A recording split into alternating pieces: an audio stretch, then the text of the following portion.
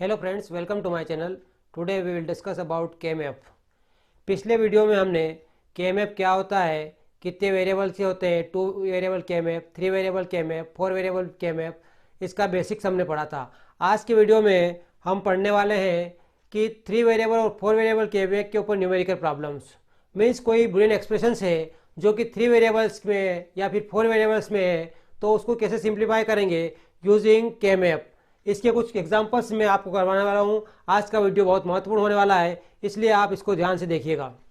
पहला क्वेश्चन करने से पहले मैं आपको सिंप्लीफाई कैसे करते हैं उसकी मेथड के बारे में थोड़ा सा एक्सप्लेन करूंगा, उसको आप ध्यान से देखिए। उसके बाद जो क्वेश्चन दे रखे हैं 4 एग्जाम्पल्स, उन एग्जाम्पल्स को अपन देखेंगे वन बाय वन। तो सबसे पहले एक 3 वेरिएबल केएमएफ का मैं कोई भी एक्सप्रेशन कैसे सॉल्व करते हैं उसका बेसिक्स मैं आपको बताने वाला हूँ। वो देखिए, ये 3 वेरिएबल का केएमएफ मीन्स नंबर ऑफ सेल कितनी होती है। नंबर ऑफ सेल्स जो रहेगी 3 वेरिएबल के केएमएफ में वो 8 रहेगी। 0 0 0 1 1 1 और 1 0। ये जो बाइनरी नंबर है ये क्या है, बाइनरी नंबर जो लिखे हुए हैं ये ग्रे कोड में लिखे हुए हैं। पिछली क्लास में भी अपन ने देखा था 0 1 0 1 2 3 4 5 और 6 7, ये डेसिमल नंबर से है ना। ये अपन ने डेसिमल नंबर लिखा है 0 1 2 3 4 5 और 6 7। अब फॉर एग्जांपल हमारे पास कोई एक्सप्रेशन है, क्वेश्चन दे रखा है simplify the given expression y equal to sigma M. Sigma M है, दैट मीन्स क्या हुआ, सिग्मा एम जो है वो रिप्रेजेंट करता है एक्सप्रेशन जो है वो मीन टर्म में है। ठीक है, 0 1 2 3 एंड 4, मान लीजिए 0 1 2 3 4 ये आपका एक्सप्रेशन है। अब इसको सिंप्लीफाई करना है यूजिंग केएमएफ। केएमएफ का यूज करके सिंप्लीफाई करना है। ये एक्सप्रेशन 3 वेरिएबल का है। 3 वेरिएबल का क्यों है, क्योंकि 2 वेरिएबल के क्वेश्चन में 0 से ला के 3 तक के ही डेसिमल नंबर होते हैं। 3 या 4 भी इंक्लूड है, इसका मतलब ये 2 वेरिएबल का नहीं है, 4 वेरिएबल का है। ये 2 वेरिएबल का नहीं है, 3 वेरिएबल का है, 4 का नहीं है, क्योंकि 4 वेरिएबल में कितना होता है, मैक्सिमम आपका 15 तक होता है, जो कि यहाँ मैक्सिमम वैल्यू कितनी है, 4 तक है। तो जहां जहां भी डेसिमल नंबर है उसके इक्विवेलेंट में 1 लिखूंगा। 0 में 1, फिर 1 में 1, 2 में 1, 3 में 1 एंड 4 में 1। क्वेश्चंस में जहां जहां नंबर्स लिखा है उसके करेस्पॉन्डिंग सेल में आपको 1 पुट करना है। और उसके बाद सबसे इंपॉर्टेंट बात आती है, जब आपने 1 1 पुट कर दिया तब इसके बाद जो इंपॉर्टेंट पॉइंट आता है कि इसको सिंप्लीफाई कैसे करेंगे। इसके लिए क्या करना है, सबसे पहले आपको क्या करना है, पेयर बनाना है सेल्स का। और पेयर कैसे बनेंगे, हाईएस्ट पेयर जो है वो 8 सेल का होना चाहिए। 8 सेल्स का एक पेयर बनता है, 1 पेयर इक्वल टू 8 सेल्स, या फिर 4 सेल्स का एक पेयर बनेगा, या 2 सेल्स का एक पेयर बनेगा, या फिर इंडिविजुअल 1 सेल का एक पेयर बनेगा। दैट मीन्स आपको पहले क्वेश्चन में देखना है, जो डेसिमल नंबर के इक्विवेलेंट पोजीशन पे आपने यदि बाइनरी नंबर लिख दिया तब आपको क्वेश्चन में देखना है, केएमएफ में देखना है कि कितने हाईएस्ट नंबर का पेयर बन रहा है। 8 सेल का पेयर बन रहा है क्या, 8 सेल का पेयर बनेगा कब बनेगा, जब इन 8 ही सेल में 1 1 हो। अभी आपके पास 6 7 और 5 में 1 1 नहीं है, इसका मतलब 8 सेल का पेयर नहीं बन सकता है ना। तब 4 सेल के पेयर पे आए, 4 एडिशन सेल, 1 2 3 4, ये चारों सेल एडिशन है, इनका एक पेयर बन रहा है, तो ये आपने एक पेयर बना दिया 4 सेल का। अब बचा आपके पास 1, इसको भी देखना है कि कहीं पेयर बन रहा है कि नहीं बन रहा है। तो हम इसको देखेंगे, ये 4 जो है इस 1 के साथ, ये 4 जो है 0 वाली सेल के साथ पेयर बन रहा है। क्यों, क्योंकि जब इस केएमएफ को मिडिल से पे फोल्ड करता हूं तो ये जो 4 है ये 1 के ऊपर 0 के ऊपर ओवरलैप हो जाते हैं, और यहाँ भी 1 है और यहाँ भी 1 है, ये दोनों 1 है, एक दूसरे के ऊपर ओवरलैप हो जाते हैं, इसलिए यहाँ एक पेयर बन रहा है। तो अपन क्या करेंगे, इस 2 का एक पेयर बनाएंगे, राइट। अब लिखने की बात आती है आंसर की। आंसर कैसे लिखेंगे, यहाँ अपने पास पेयर बना लिया, पेयरिंग का काम हो गया है अपना। अब आप आंसर की ओर आएंगे। आंसर में क्या करना है, इस सेल का 2 आपके पास पेयर बने हैं तो 2 टर्म आएगी।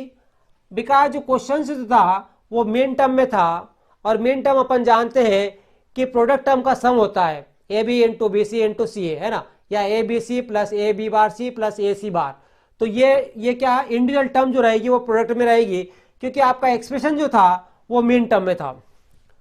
अब कैसे देखना है, यहाँ पे ए बी सी तीनों की वैल्यू देखना है इस सेल के लिए, इस पेयर के लिए। इस पेयर को एक सिंगल पेयर मानिए आप लोग, है ना, इसको एक सिंगल पेयर मानना है। इस सेल से इस सेल में जाऊंगा तो ए की वैल्यू 0 से 0 है, जो वैल्यू चेंज नहीं हो रही है वो आपको इसमें रखना है। तो यहाँ से यहाँ गया तो ए की वैल्यू 0 है, यहाँ भी 0 है, और इस सेल से इस सेल में गया तो 0 से 1 बी की वैल्यू हो गई है। मीन्स ए की वैल्यू चेंज नहीं हो रही है लेकिन बी की वैल्यू चेंज हो गई है। जो वैल्यू चेंज नहीं हो रही है उसको लिखना है। तो अब ए की वैल्यू क्या है, 0। 0 को आप जानते हो कि मिन टर्म में बार से रिप्रेजेंट करते हैं, तो मैंने लिखा ए बार, क्योंकि इस सेल ये कॉलम और ये कॉलम, इन दोनों कॉलम का एक पेयर बना हुआ है। तो यहां से यहां चल रहे हैं अपन, तो 0 का 0 है, लेकिन बी क्या हो गया, 0 से 1 हो गया, इसलिए बी की वैल्यू चेंज हो गई। इस रो और इस रो का भी एक सेल पेयर बना हुआ है, तो यहाँ इस सी की वैल्यू क्या है, इस रो के लिए सी की वैल्यू 0 है और इस रो के लिए सी की वैल्यू 1 है। दैट मीन्स 0 से 1 सी की वैल्यू चेंज हो गई है, इसलिए हम क्या करेंगे, इसको भी कंसिडर नहीं करेंगे। जो वैल्यू चेंज नहीं हो रही है उसी को अपने को रिजल्ट में कंसिडर करना है। ये एक बहुत महत्वपूर्ण पॉइंट है, इसको याद रखिएगा। अब बात आती है ये वाला पेयर की, दैट मीन्स इस सेल और इस सेल का एक पेयर बना हुआ है ना। तो यहाँ ए और बी की वैल्यू देखते हैं। इस सेल से इस सेल में जाता हूं तो ए की वैल्यू 0 से 1 हो गई, मीन्स चेंज हो गई। लेकिन यहाँ पे बी की वैल्यू 0 का 0 है, चेंज नहीं हो रही है, और 0 है इसका मतलब क्या होगा, बार से रिप्रेजेंट करेंगे, क्योंकि मेन टर्म में 0 को बार से रिप्रेजेंट करते हैं हम लोग। अब इस सेल से इस सेल में जा रहा हूं तो सी की वैल्यू यहाँ भी 0 है और इस सेल के लिए भी 0 है, क्योंकि सी की वैल्यू पूरे थ्रू आउट द रो में 0 है।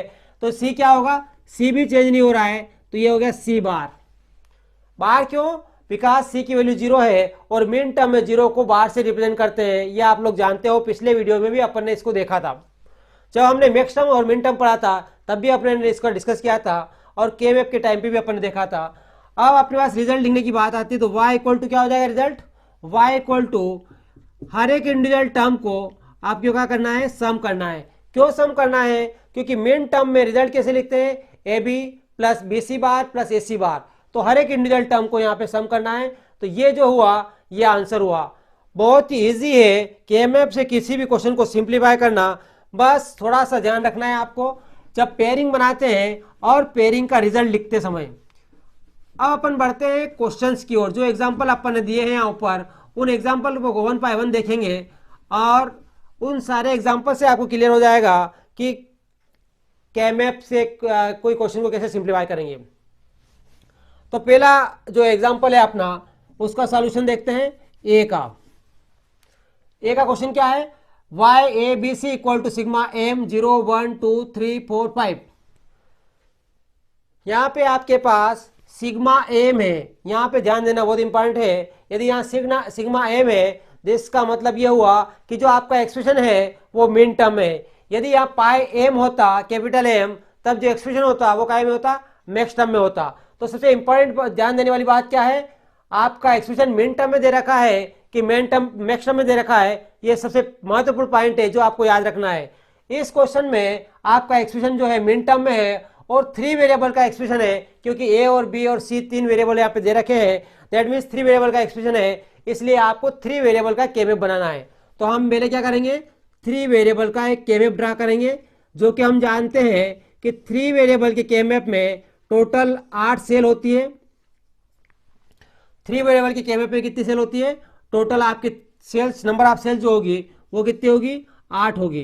तो ये 1 2 3 और ये 4, यहाँ ए बी सी, ये 0 ये 1 ये 2 3 4 5 6 और 7, 0 0 0 1 1 1 और 1 0 और 0 और 1।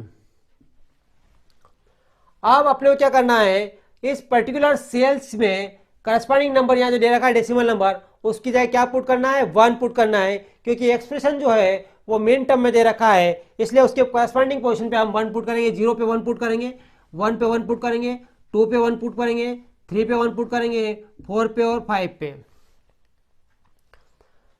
अब बात आती है पेयरिंग बनाने की। तब पेयरिंग के केस में हमने आपको बोला था कि सबसे नंबर ऑफ सेल्स का पेयर बनता है हाईएस्ट 8 सेल्स का।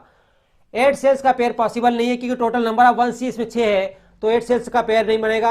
अपन 4 सेल की ओर जाते हैं और 4 सेल भी एडिशन सेल होगी तब पेयर बनेगा।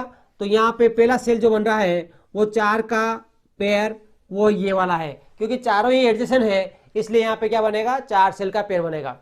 नाउ अब बात आती है 2 1। ऐसे केस में आप इसको क्या करिए, इस केएमएफ को मिडिल से फोल्ड करके देखिए। यदि मैं यहां से फोल्ड करता हूं तो ये 1 और ये 1 इन दोनों 1 के ऊपर ओवरलैप हो रहे हैं। इसका मतलब ये हुआ कि इन 2 1 का और इन 2 1 का 4 1 का पेयर बनेगा। ठीक है, अब बात आती है कि क्या हम इसको रिपीट कर सकते हैं क्या? यस, हम इन 2 1 के साथ ये 2 1 को रिपीट कर सकते हैं, क्योंकि ये 2 1 ऑलरेडी पहले वाले पेयर में आ चुके थे।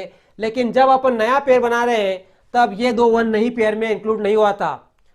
ठीक है, अब अपने पास कितने पेयर बने, दो। दोनों पेयर को आपको रिजल्ट लिखना है। तो अपन पहले क्या लिखेंगे, इस पेयर का रिजल्ट लिखेंगे 4 का। ए बी सी तीनों की वैल्यू देखना है। यहाँ पे जो चेंज नहीं हो रही है उस पेयर में उसी की वैल्यू को यहाँ पे रिजल्ट में कंसीडर किया जाएगा। तो यहां से यहां गए अपन तो 0 का 0 ही ए की वैल्यू, लेकिन बी क्या हो गया, चेंज हो गया। तो ए चेंज नहीं हो रहा है तो ए बार आएगा। क्यों? क्योंकि 0 को मेन टर्म में बार से रिप्रेजेंट करते हैं, ये हम लोग जानते हैं। फिर यहां से यहां गए, क्योंकि ये भी पेयर बना हुआ है इस सेल का भी, इस सेल से इस सेल में आए तो सी की वैल्यू 0 से 1 हो गई है। दैट मीन्स सी की वैल्यू चेंज हो गई है, इसलिए इसको भी आप डिस्कार्ड कर देंगे, इसको भी कंसिडर नहीं करेंगे। जिस वेरिएबल की वैल्यू चेंज हो रही है उसको रिजल्ट में कंसिडर नहीं करना है। ये मेथड है किसी केएमएफ के किसी एक्सप्रेशन को केएमएफ से सॉल्व करने की। फिर अपन बात करते हैं इस वाले पेयर की, 2 1 ये और 2 1 ये भी 4 सेल का पेयर है। तो इसमें ए और बी की वैल्यू क्या क्या है, 0, और इसमें ए और बी की वैल्यू क्या है, 1 0। दैट मीन्स 0 का 1 हो गया, ए वैल्यू चेंज हो गई, लेकिन बी क्या हो रही है, चेंज नहीं हो रही है। बी चेंज नहीं हो रही, बी क्या है, 0 है, तो यहाँ बी बार आ जाएगा। अब इससे इसमें चलेंगे हम, क्योंकि इन दोनों का भी पेयर बना हुआ है, इन दोनों रो का भी, ये सेल और ये सेल और ये सेल और ये सेल मिलकर बना हुआ है। तब इससे इसमें चल रहे हैं अपन, तो 0 से 1 हो गया है सी की वैल्यू। दैट मीन्स क्या हुआ, सी की वैल्यू चेंज हो गई है, तो सी को कंसिडर नहीं करना है। तो यहाँ पे क्या रिजल्ट आया, y equal to Y A comma B comma C equal to result आया A bar plus B bar. ये सिंपल सा सॉल्यूशन है, बहुत इजी है। केवल कंसंट्रेशन कहाँ रखना है कि क्वेश्चन आपको मेन टर्म में दे रखा है कि मैक्स टर्म में दे रखा है, नंबर 1। नंबर 2, जब भी आप पेयरिंग बनाएंगे तब आपको बहुत ध्यान रखना है कि पेयरिंग सबसे पहले हाईएस्ट नंबर ऑफ सेल्स की ओर कंसिडर करके करना है। दैट मीन्स 8 सेल का पेयर, यदि नहीं पॉसिबल है तो 4 सेल का पेयर, वो भी पॉसिबल नहीं है तो 2 सेल का पेयर, और यदि वो भी पॉसिबल नहीं है तो इंडिविजुअल सेल का पेयर भी बन सकता है। राइट, तो ये क्वेश्चन हुआ अपना पहला वाला, उसका सॉल्यूशन है ये जो पहला अपन ने देखा था, ये वाला क्वेश्चन, उसका सॉल्यूशन हो गया ए बार प्लस बी बार। ये 3 वेरिएबल का क्वेश्चन था, यानी 3 वेरिएबल का एग्जांपल था। अब अपन बात करते हैं 4 वेरिएबल के एग्जांपल की। नाउ जब हम 4 वेरिएबल के एग्जांपल की ओर चलते हैं तो दूसरा जो क्वेश्चन है वो है आपका 4 वेरिएबल का, है ना। तब आपने क्या करना है, 4 वेरिएबल का है तो आपको 4 वेरिएबल का केएमएफ ड्रा करना है। जो स्टैंडर्ड है वो आपको आना चाहिए कि 4 वेरिएबल का केएमएफ कैसे ड्रा करते हैं और उसमें कैसे नंबर्स लिखते हैं हम, ये आपको आना चाहिए। पिछली क्लास में अपन ने 2 वेरिएबल, 3 वेरिएबल और 4 वेरिएबल का केएमएफ का ड्रा करना उसको हमने समझा था। आज अपन कैसे सिंप्लीफाई करेंगे उसके बारे में बात कर रहे हैं। तो ये 4 वेरिएबल का केएमएफ है। यहाँ पे आपको बाइनरी को ग्रे कोड में लिखना है। जो नंबर लिखा है ग्रे कोड में लिखा है, बाइनरी में नहीं लिखा हुआ है ना, क्योंकि बाइनरी में लिखा होता तो 0 0 0 1 1 0 और 1 1 होता। यहाँ पे 0 0 0 1 1 1 और 1 0 है। दैट मीन्स ये ग्रे कोड में लिखा हुआ नंबर है। ग्रे कोड में क्यों लिखते हैं, क्योंकि ग्रे कोड जो होता है वो मिनिमम चेंज कोड है। एक नंबर से दूसरे नंबर की ओर बढ़ते हैं तो केवल एक बिट पोजीशन चेंज होती है ग्रे कोड में, इसलिए केएमएफ में ग्रे कोड से रिप्रेजेंट करते हैं। ये 0, ये 1, ये 2 3 4 5 6 7 8 9 10 और 11 12 13 14 और ये 15।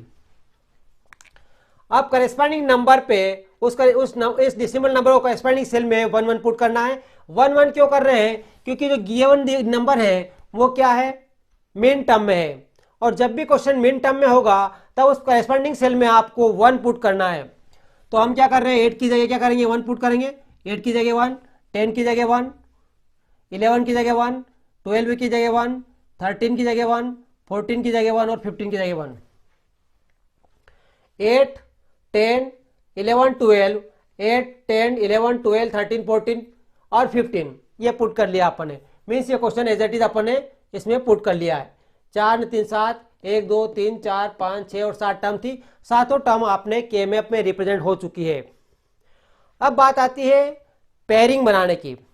तो बात वही है, pairing means number of cells highest, means 8 cell का पेयर पॉसिबल है कि 8 सेल का पॉसिबल नहीं है तो 4 का, 6 सेल का पेयर नहीं बनेगा, 5 का भी नहीं बनेगा, 3 का भी नहीं बनेगा, हाईएस्ट 8 का, 8 का नहीं बनता है तो 4 का, 4 का भी नहीं बनता है तो 2 का, और 2 सेल का पेयर भी नहीं बनता है तो अल्टीमेटली सिंगल सेल का भी रिजल्ट लिखते हैं हम। तो यहाँ पे क्या है, 8 का बन नहीं पाया क्योंकि यहाँ 1 नहीं है, नहीं तो अदरवाइज 8 का बन जाता, तो 4 का बनेगा। तो हमने क्या किया, ये एक 4 का, ठीक है। अब दूसरा एक और 4 का बनेगा, ये एडिशन नंबर है 4 का, ये 2 के साथ ये 2 रिपीट हो गए। और फिर तीसरा वेरी इंपॉर्टेंट, इन 2 के साथ आप ये 2 को भी कंसिडर करेंगे। यहां भी 4 का बनाना है, ऐसा नहीं कि इस 1 को इसके साथ लेके सिंगल का बना दिया, ये 4 का बनेगा, राइट।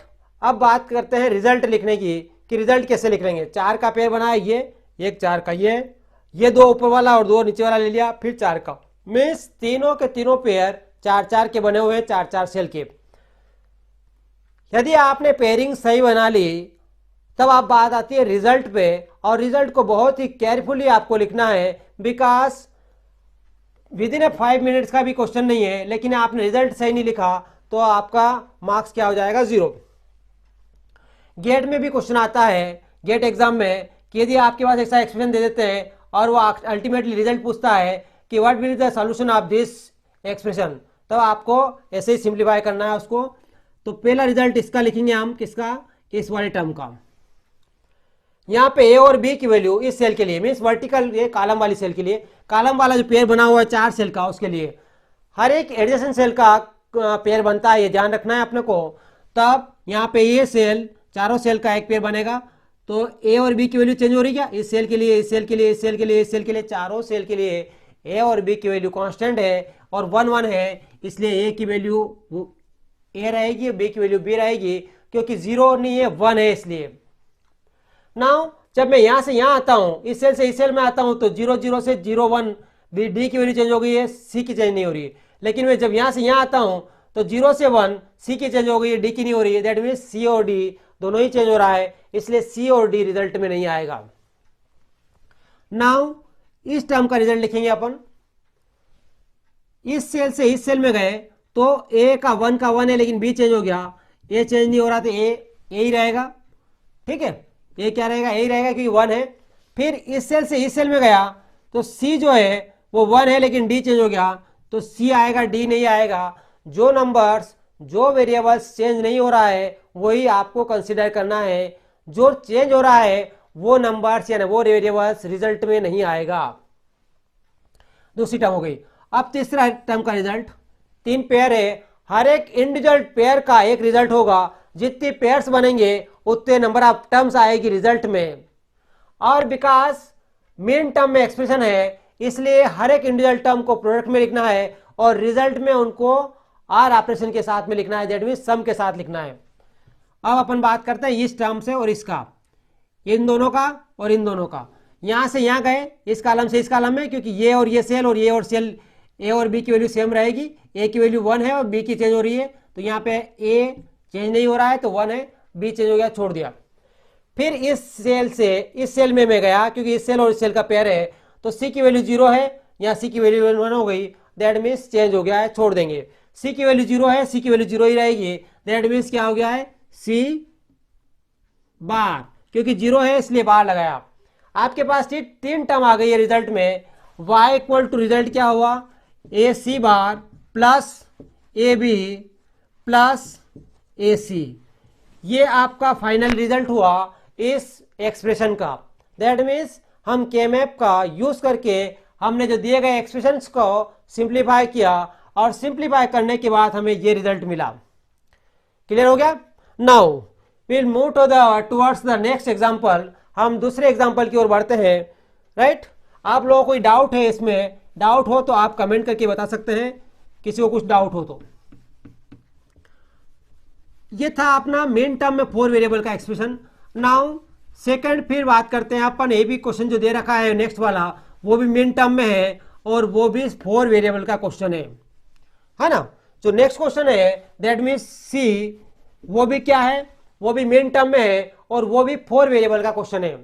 4 वेरिएबल का क्यों है? क्योंकि ऑलरेडी दे रखा है ए कमा बी कमा सी कमा डी, इसलिए 4 वेरिएबल का है। यदि ABCD नहीं दिया होता तो और 0 से 14 तक का नंबर होता तब भी वो 4 वेरिएबल का होता, क्योंकि 4 वेरिएबल में मैक्सिमम नंबर जो होता है डेसिमल में वो 0 से 15 तक का होता है। तो अपन बात करते हैं 4 वेरिएबल का नेक्स्ट एग्जांपल की। सेकंड लास्ट एग्जांपल है।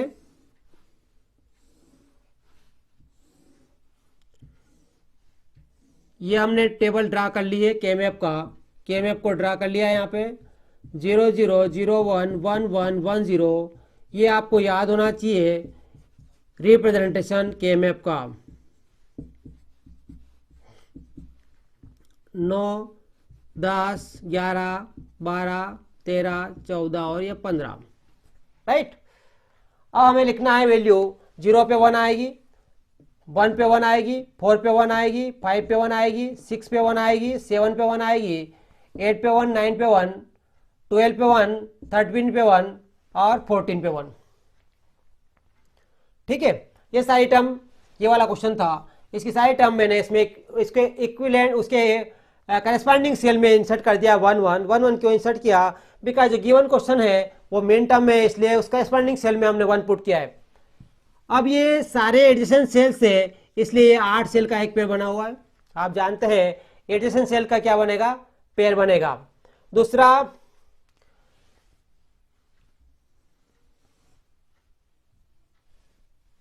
7 नहीं है, 7 पे 1 नहीं है।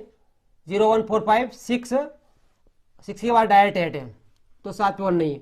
ये 2 का और ये 2 का एक पेयर बनेगा। आपके इस क्वेश्चन में, इस एग्जाम्पल में 2 ही पेयर बन रहे हैं। एक 8 का बन रहा है और एक काय का बन रहा है? 4 का। इसके रिजल्ट की बात करते हैं हम। वही नंबर्स, वही वेरिएबल आएगा जो चेंज नहीं हो रहा है। इससे इसमें चलता हूं मैं तो ए की वैल्यू 0 ही है, लेकिन बी की चेंज हो गई। इससे इसमें चलता हूं तो ए की वैल्यू 0 से 1 हो गई, मतलब चेंज हो गई। क्योंकि सारे सेल्स को देखना पड़ेगा, क्योंकि 4 सेल का एक पेयर बना हुआ है। तो ए और बी की वैल्यू चेंज हो गई, मतलब कंसिडर नहीं होगा। नाउ सी और डी की वैल्यू इस रो से इस रो में, सी की वैल्यू 0 है लेकिन डी चेंज हो गया है, तो डी को छोड़ देंगे। सी की वैल्यू 0 है इसलिए सी बार आएगा, बिकॉज मेन टर्म में 0 को बार से रिप्रेजेंट करते हैं हम लोग। नाउ इस वाले का ये 2 सेल और ये 2 सेल का एक 4 सेल का पेयर बना हुआ है। तो यहां से यहां गया मैं, तो ए की वैल्यू 0 से 1 हो गई है, लेकिन बी क्या है? 1 है, तो बी का बी आएगा। इस सेल से इन सेल की ओर गया तो सी और डी की वैल्यू क्या हो गई? सी की 0 से 1 हो गई, लेकिन डी क्या हो गया? 0 का 0 ही है, इसलिए डी बार आएगा। ठीक है? ए बी सी डी जितने भी वेरिएबल्स एक्सप्रेशन में है, उन सारे वेरिएबल्स को अपने क्या करना है? यहां पे रिप्रेजेंट करना है। तो आपका फाइनल रिजल्ट क्या होगा? सी बार प्लस बी डी बार। तो ये आपका फाइनल एक्सप्रेशन का रिजल्ट हो गया।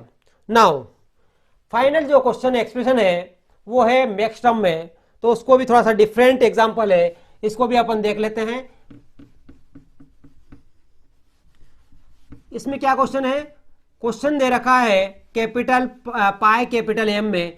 पाई कैपिटल एम का मतलब है जो एक्सप्रेशन दे रखा है वो मैक्स टर्म में है, और मैक्स टर्म को सिंप्लीफाई करने के लिए जो मेथड है, मेथड तो वो का वही है, लेकिन सेल के करस्पॉन्डिंग नंबर्स में रिप्रेजेंटेशन में थोड़ा सा डिफरेंट है। क्योंकि मैक्स टर्म का क्या होता है? A plus B into B plus C into C plus A. Individual term जो होती है वो प्लस में होती है और सभी इंडिविजुअल टर्म्स का प्रोडक्ट होता है।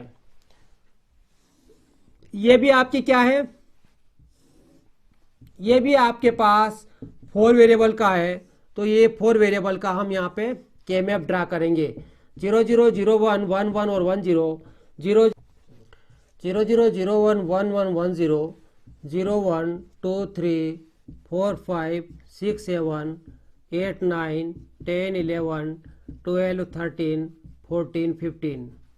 अब इस करेस्पॉन्डिंग नंबर्स में आपको 0 की जगह 1 की जगह 0 लिखना है, फिर 1 की जगह 0 लिखना है, 2 की जगह 0 लिखना है, 3 की जगह 0, 4 की जगह 0, 5 की जगह 0, 6 की जगह 7 की जगह 0, 8 की जगह 0, 9 की जगह 0, 10 की जगह 0 और 11 की जगह 0 आएगा। नेक्स्ट टर्म एक्सप्रेशन है, इसलिए आपको क्या करना है, उस करेस्पॉन्डिंग सेल में 1 की जगह 0 पुट करना है। ये वेरी इंपॉर्टेंट पॉइंट है। और पेयरिंग वैसे ही है जैसा पहले बनाते थे अपन मिन टर्म में। यहाँ भी 8 सेल का एक पेयर बनेगा, तो ये 8 सेल ऑलरेडी दे रखी है, एडिशन सेल है इसलिए एक पेयर बनेगा। ये 4 और ये 4 मिलकर फिर एक 8 का बनेगा। दैट मीन्स 8 और 8 सेल का 2 पेयर बन रहा है।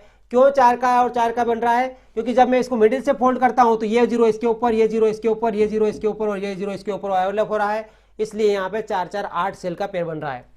इसका रिजल्ट लिखते हैं अपन। यहाँ से यहाँ गए, ए की वैल्यू 0 का 0 ही है, लेकिन बी की क्या हो गई, चेंज हो गई। ए चेंज नहीं हो रहा है तो मैं क्या लिखूंगा, ए बार नहीं लिखूंगा, यहाँ पे ए लिखूंगा, बिकॉज नेक्स्ट टर्म में 0 को विदाउट बार से रिप्रेजेंट करते हैं।